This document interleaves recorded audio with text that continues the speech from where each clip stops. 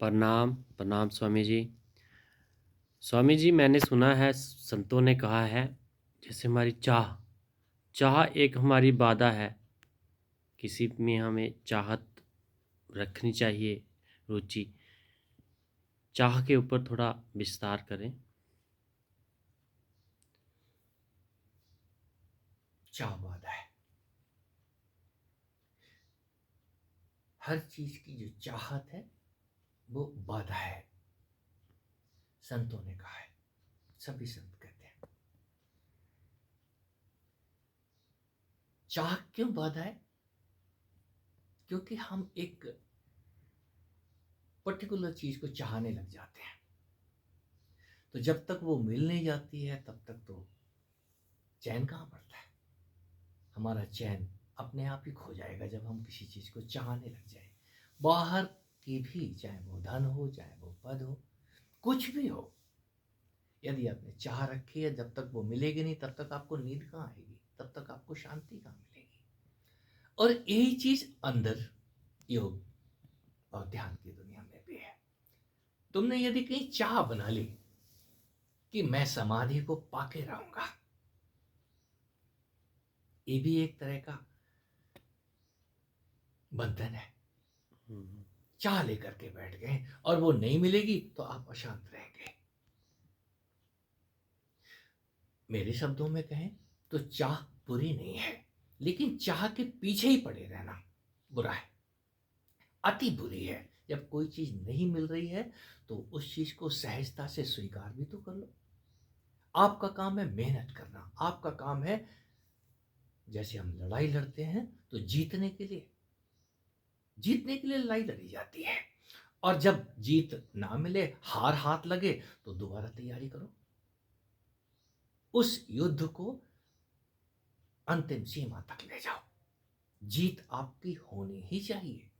चाह भी एक तरह का युद्ध है। उस चाह पे जब कोई युद्ध की तरीके से पीछे ही पड़ जाता है कि मैंने तो इस चीज को जीत के ही रहना है, तो ये जो जीने की उत्कट इच्छा है, चाहे वो ध्यान करने की हो या बाहर की दुनिया में हमने प्रेम प्रसंग हो हमारे, चाहे वो धन कमाना हो, पद कोई पाना हो, तो वहां भी तो बिना चाह के तो कुछ होता नहीं ना। पहले तो चाह तो रखनी पड़ेगी। जब आप चाह करोगे, इच्छा करोगे, तभी तो आप आगे बढ़ोगे। हमको तो कोई चीज चाह ही नहीं है, चाह नहीं है तो फिर आप चाह तो किसी पहुंचे हुए व्यक्ति के पास ही नहीं होती, किसी फकीर के पास ही नहीं होती है। और आम साधक को तो चाह रखनी ही पड़ेगी कि चाह मत करो, चाह मत रखो। ये अंदर का विज्ञान था। जब अंदर की दुनिया में अनुभव घटित होने लग जाते हैं, तब हम उन अनुभवों को उस चाह से जोड़ के देखते हैं कि जैसा मैंने चाहा वैसा तो नहीं हो रहा है, यहाँ तो कुछ और हो रहा है।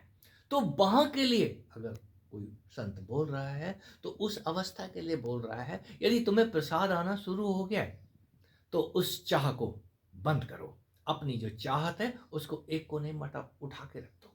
जो भी मिल रहा है प्रसाद स्वरूप, उसको सहर्ष स्वीकार करो और धन्यवाद करते रहो। जब हम उस चीज से सहमत हो जाते हैं, नानुकुर नहीं करते हैं, शिकायत नहीं करते हैं, तो जो देने वाला है उसको भी पता है कि ये पात्र है। तो सुपात्र के अंदर ही अच्छी अच्छी, चाहे वो अनुभव हो या फिर हम बाहर की दुनिया में हम कोई भी काम करते हैं तो उसका जो भी प्रसाद हमें मिल रहा है, तो क्यों नहीं मिलेगा। सुपात्र के हिस्से में तो अच्छी अच्छी चीजें आती ही हैं। क्यों? वो तो कोई शिकायत ही नहीं कर रहा है। जब शिकायत नहीं कर रहा है तो देने वाला भी खुशी से देता है। दूसरे को इतना मिल गया, हमको तो कुछ नहीं मिला, यहीं से उसका गिरना शुरू हो जाता है। ये डिमांड, हमारी मांग हमको नीचा गिराती है। और जो गिरने को भी तैयार हो जाए कि कोई बात नहीं, दूसरे को सब कुछ मिल गया, मुझे कुछ भी नहीं मिला है, तो भी मुझे कोई शिकायत नहीं है। आज नहीं तो कल, कल नहीं तो परसों, इस जन्म में ना सही तो अगले जन्म में। जो इतने पे भी राजी है, उसके लिए फिर कोई, हम नहीं समझते, कोई दीवार बचती है। और जहां चाहत है वहीं रोड़े हैं। अचाह होना, अचाह होने के लिए भी आपके अंदर उस शक्ति का प्रभाव, उस शक्ति के साथ एकत्व की स्थिति आनी ही चाहिए। और जब वो आने लग जाती है तो अचाह अंदर से उत्पन्न होती है। क्यों? आपको जो मिल रहा है उसमें आप स्वयं खुश रहते हैं, संतुष्ट रहते हैं। जो भी मिला है मेरे प्रभु से, मेरी जगदम्बा माँ से, मेरे गुरु से, मुझे संतुष्टि है, मैं खुश हूँ। और मुझे जो भी चाहिए था वो उनको पता है, वो देने वाली उस माँ को पता है कि मुझे क्या चाहिए। मुझे तो नहीं पता, मुझे तो परख भी नहीं है। मुझे जो दिया जा रहा है उसकी भी परख नहीं है। उसको भी परखने के लिए मैं किसी गुरु की मिन्नतें करता हूँ कि ये मुझे कुछ हो रहा है, आप इसके ऊपर कुछ प्रकाश डालें। तो वो प्रकाश तभी डालेगा जब देख लेगा, हाँ वास्तव में इसको जो हो रहा है सही हो रहा है। और जब सही हो रहा है तो आपको भी उस चीज का आनंद आना चाहिए। जो भी परिणाम आपके ऊपर आ रहे हैं, चाहे वो पूजा के हैं, ध्यान के हैं, या बाहर की किसी मेहनत के हैं, वो परिणाम आपको संतुष्ट करेंगे, खुश करेंगे। ऐसा मेरा अनुभव है। स्वामी जी, मैं आज की भाव की बात करता हूँ। आज सुबह मेरी नींद खुली 4 बजे। तो मैंने कोशिश तो लाख ही सोने की, पर सो नहीं पाया। तो मैंने उस प्रभु के छोड़ दिया कि चलो जो होगा। तो मैंने किया, पूजा पाठ की। तो उसके बाद लास्ट में मेरी जो सांस रुकी काफ़ी टाइम तक, तो मैं भी घबरा गया कि फर्स्ट टाइम ऐसा हुआ। ये क्या हुआ मेरे साथ? सांस रुक गई, पहली बार हुआ। तो जब पहली बार होता है स्वाभाविक है घबराहट होती है। और तुम्हारे किए से तो नहीं हुआ है। जब किए से कोई चीज नहीं हो रहा है तो ऐसी, इसी को तो हमने कहते हैं परमात्मा की इबादत में जो भी प्रसाद आता है, सबसे पहले इस तन के ऊपर कुछ ना कुछ होना शुरू हो जाता है। किसी की सांस रुक जाती है, किसी को आवाजें सुनाई देने लग जाती हैं, किसी का शरीर झूलना शुरू हो जाता है, बहुत सारे उपद्रव भी शुरू हो सकते हैं, भस्त्रिका शुरू हो जाती है कईयों को। यदि आपकी सांस रुक गई है, पहली बार रुकी है, लंबे समय तक रुकी है, ये भी एक अच्छा अनुभव है। और इस अनुभव के साथ में आपको विश्वास हो रहा है कि वो मेरे किए से नहीं हो रहा है।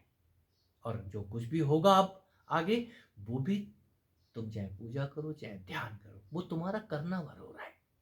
जो होने वाली कीमिया है, होने वाली प्रक्रिया है, उसी को आप गुरु का प्रसाद जानो। वो गुरु, वो परमात्मा कब तुम्हारे पे खुश होकर के तुम्हारा स्विच दबा देगा।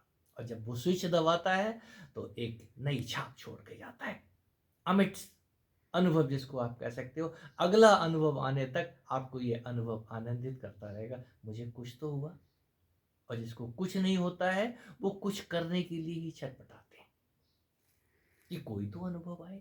और जब अनुभव आना शुरू हो जाता है तो भरोसा हो जाता है, हाँ अपने आप होता है, हमारे किए से नहीं होता। हम तो सिर्फ प्रार्थना ही कर सकते हैं, या जैसा भी हमें बताया है ऊट पटांग हम ध्यान ही कर सकते हैं। अनुभव अपने आप आते हैं। और जब अनुभव आने लग जाते हैं तो एक के बाद एक वो परमात्मा अपने अनुभव देता है। अनुभव परमात्मा नहीं है, अनुभव परमात्मा की झलक है, उसकी पहचान भर है कि कुछ तो ऐसा है जो मेरी समझ से बाहर है। परमात्मा समझ में आ गया फिर तो बड़ी मुश्किल की बात है। वो आपको शनै शनै अपने नजदीक लेकर के आता है, अपना वरदहस्त दिखाता है। वो इतना विशाल है, और दूसरे शब्दों में कहूं, वो इतना नजदीक है, इतना सूक्ष्म है कि आपके अंदर और बाहर सर्वत्र आपको पकड़े हुए है। और जब वो हिलाता है थोड़ा बहुत, कभी सांस बंद कर देगा, कभी आंखें ऊपर चढ़ा देगा, कभी आपको कुछ कर देगा, तो आप हैरान और परेशान होने लग जाते हो, ये मुझे क्या हो रहा है। आपके अनुभव अनुभव सुखद भी हो सकते हैं, दुखद भी हो सकते हैं। किसी को पोटियां लग जाती हैं, ये मेरे अनुभव है। किसी को नहीं, मैं उस अवस्था से गुजरा हूं। बहुत सारी अवस्थाएं ऐसी हैं जो कहने में भी आपको शर्म महसूस होगी, ये मुझे क्या हो रहा है। और ये होना स्वीकार तो करो, हर चीज के लिए। जैसे नई एक वधू अपने प्रियतम के साथ, अपने पति के साथ पहली बार अपने घर आती है, तो उसको नहीं पता है क्या होने वाला है, क्या होगा मेरे साथ में। वो सब अपने पति पे छोड़ देती है और परिणाम सुखद होता है।